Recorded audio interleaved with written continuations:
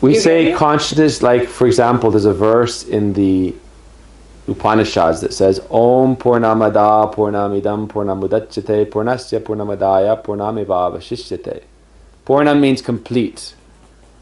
And that's why they use the word Om. Om means everything.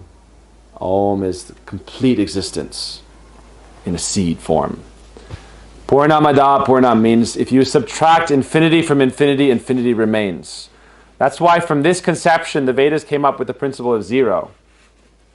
Zero doesn't mean nothing. What do we think? Zero is nothing. Is zero nothing? What's a zero?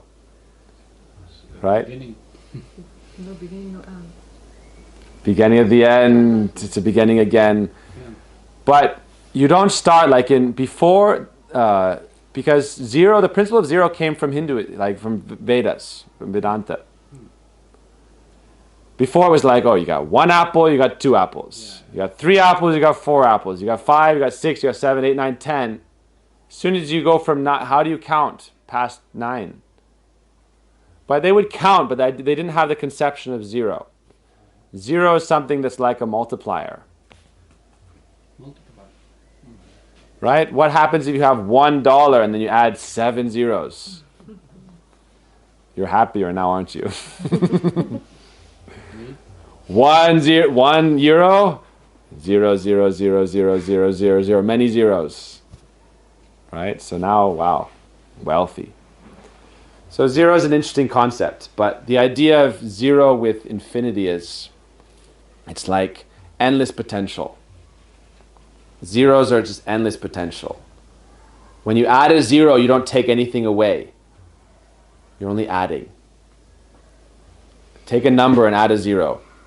Before or after, anywhere, you're just increasing the range. 0.0001, 0.0000. You're just adding to the range.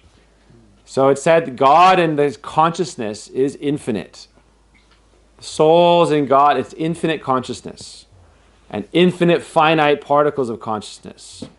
It doesn't have, you could say, are they being created? They're already infinite.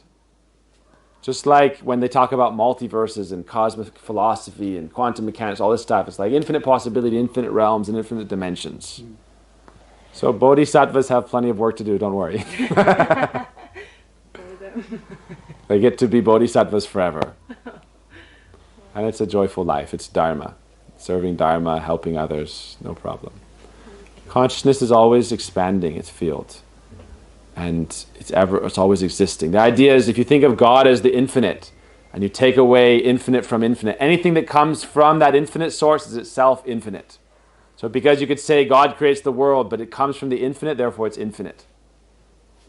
So we look at material existence. It's always expanding, always changing, always transforming, newer and newer experiences and beings.